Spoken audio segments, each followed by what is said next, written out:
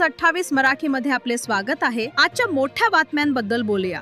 माळशिरस तालुक्यामध्ये घडलेल्या घटनेने परिसर हादरले। सोलापूर जिल्ह्यातील माळशिरस तालुक्यात घडलेल्या एका धक्कादायक घटनेने परिसरात मोठी खळबळ उडाली आहे। शेतीमजूर म्हणून काम करणाऱ्या महिलेवर गोळीबार झाल्याची घटना समोर आली असून या प्रकरणात पोलिसांनी आरोपीला ताब्यात घेतले आहे।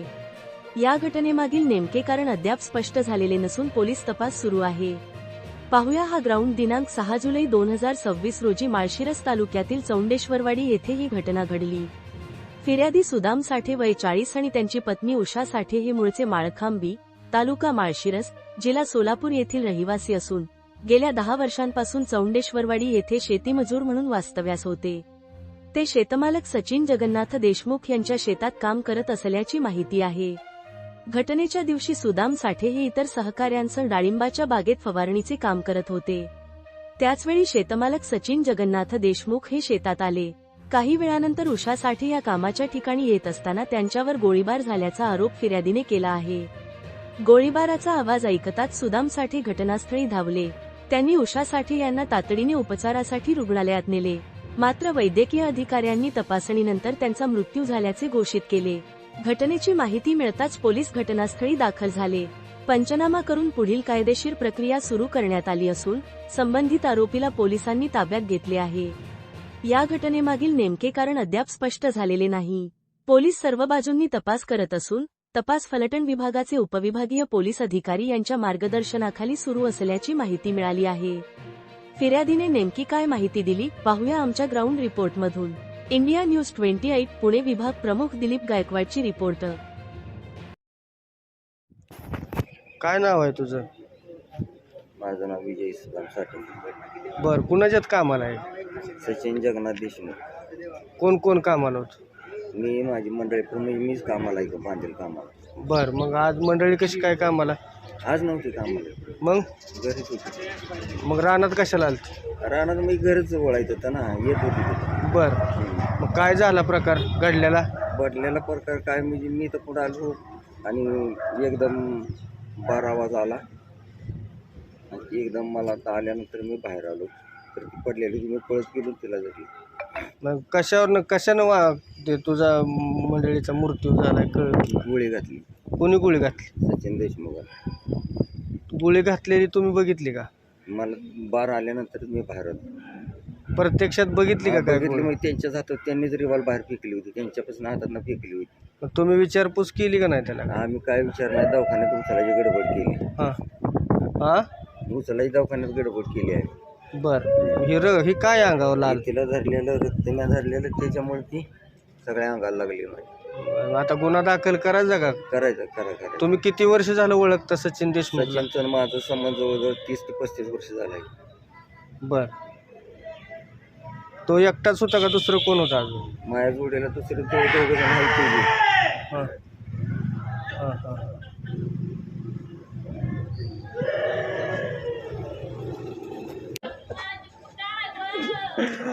कुठे गेले? संतोष संतोष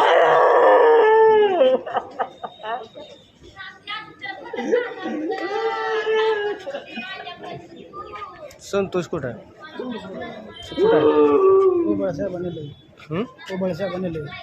त्याला माझ्याकडे शासनाला एवढीच मागणी आहे की माझ्या बहिणीला न्याय द्यायचा।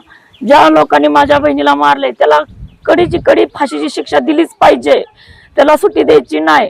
माझ्या बहिणीचा संसार उद्ध्वस्त केलेला आहे त्यानं, माझ्या बहिणीचं घर मोडलेलं आहे। माझ्या बहिणीला न्याय द्या हीच माझी विनंती आहे। भावानो, माझ्या बहिणीसाठी ठामपणाने उभा राहावा, माझ्या बहिणीला न्याय द्या। भाऊ बहिणीसाठी कशाला असतो, तिच्या रक्षणाला असतो। माझ्या बहिणीला न्याय पाहिजे हीच माझी विनंती आहे। त्याला कडीची कडी फाशीची शिक्षा दिलीच पाहिजे। तुम्ही त्याला फाशी नाही दिली तर आम्ही तुमच्या पोलीस स्टेशन समोर येऊन पेट्रोल ओतून आम्ही स्वतःला संपवून घेणार आहे, हीच आमची विनंती आहे। त्याला जोपर्यंत तुम्ही फाशी देत नाही तोपर्यंत आम्ही वातावरण थांबू देणार नाही, आम्ही आंदोलन ठेवीन। तुम्ही कडीची कडी लवकर तुम्ही निर्णय घ्या, नाही घेतला तर आम्ही सगळी आमच्या घरातली सगळी लोक आहेत, माझे कुटुंब आहेत, माझ्या बहिणीच्या घरातले आहेत, सगळे आम्ही लोक तुमच्या समोर येऊन पेट्रोल घेऊन आम्ही स्वतःला संपवून घेणार आहे, हीच माझी विनंती आहे। त्याला फाशी द्या। माझा एक प्रश्न आहे, शेवटचं तुमच्या बहिणीसोबत बोलणं कधी झालेलं होतं? माझ्या बहिणीसोबत 3 दिवसापूर्वी माझं आणि तिचं बोलणं झालं. म्हणजे त्यावेळेस तुमचं तिच्यासोबत बोलणं झालं त्यावेळेस तुम्हाला काही जाणवलं का की ते काही दडपण मध्ये आहे किंवा कुठल्या काही नाही. stress मी मध्ये फक्त काय म्हणत होते म्हणजे ते तिच्या मुलासाठी टेन्शन मध्ये असायचे. मग मी म्हणायचे जेवलीस का, टेन्शन नको घेऊ, येईल आपलं बाळ. मग ती म्हणायचे मी टेन्शनमुळे मला म्हणजे आता टेन्शन घेतल्यामुळे तिला दवाखान्यात करत होते, म्हणजे असं अशक्तपणा यायचा तिला. मग मला म्हणायचे मला ऍडमिट करून आणलंय, मला बघायला येतेस का नाही.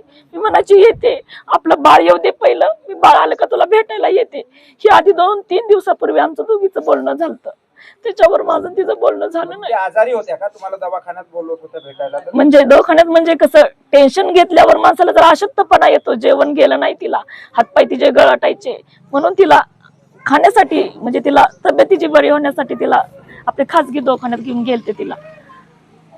ज्यावेळेस शेवटचं बोलणं झालं त्यावेळेस तुमचं किती मिनिटाचं बोलणं झालेलं होतं काय सांगू शकाल? एक 5 मिनिटाचं बोलणं झालं होतं. त्या 5 मिनिटाच्या बोलण्यामध्ये तुम्हाला असं काही जाणवलं काही का नाही. बोलण्यातून? काही नाही, फक्त मला म्हणजे तिच्या मुलाचं टेन्शन तिला होतं हेच आमच्या मुलाचंच डोक्यात tension. टेन्शन मध्ये दुसरं काही काही सुद्धा नाही, काही नाही. आणि हे माझी दाजी कधी कधी तिला एका शब्दानं तिला दुखवलेलं नाही, कधी तिला असं म्हणजे नवऱ्याचा असा त्रास तिला कधी झालेला नाही. आई बापाचं प्रेम माझ्या बहिणीला भेटत होतं. आई माहेर तिला कधी आठवू दिलं नाही या माऊलीनं. कधी तिला कुठल्या गोष्टीचं म्हणजे आई बाप जवळ असं सुद्धा तिला आठवू दिले नाहीत. इतकं माझा मेवना तिच्यावर जीव लावत होता. यांच्या लग्नाला झाले 2000 मध्ये यांचे लग्न झालेलं आहे. 25 वर्ष लग्नाला म्हणजे 99ची शेवटची तारीख 31 डिसेंबर हे लग्नाची ह्यांची तारीख होती. सकाळ उठून 2000 साल चालू होणार होतं, हे मला एवढं आठवतं. पण एवढ्या दिवसापासून मी बघते माझ्या बहिणीला एका शब्दाने माझ्या मेवण्याने तिला दुखवलेली नाही, तर हाताच्या फोडासारखं तिला जपलंय. म्हणजे बायको म्हणून असं तिला सांभाळ नाही. म्हणजे माझी 3 मुलं आहे अशी म्हणायचे, म्हणजे तिची ती 2 मुलं आणि हे बायको, हे माझी 3 मुलं आहे म्हणून असं माझे तिला मेवणा माझ्या त्यांना सांभाळ त्यांचा करत होता. कधी मेवण्याचा त्याला त्रास कधीच नाही, कधी तक्रार तिने आई बापाकडे दिली नाही की माझा नवरा असा तिला जपतच होता तो नवरा तिचा. ते जिथं कामाला होते तिथं तुम्ही जात होता का भेटायला वगैरे जात होता का मतलब कधी? कधी नाही, म्हणजे असं आलं तर मी कधी एक रात्र पण कधी थांबत नसायचे, उभ्या उभे भेटायचे. कधी मी आईकडे आले तर मग ती फोनवरच बोलणं किंवा ती आम्हाला भेटायला यायची माझ्या आईकडे. माहेर कुठला आहे? चौंडेश्वरवाडी माझं माहेर आहे. ती माझी आई, ते माझे वडील आहेत, त्यांच्या आश्रयाने माझे मेवणे राहायला गेले ते सासरवाडी. ते माझे पलीकडे वडील आहे. यांचं मूळ गाव हीच आहे का? हा, हे मूळ गाव माझ्या मेवण्याचं आहे. गावातल्या गावातच बहिणीला हा, दिलेले होते.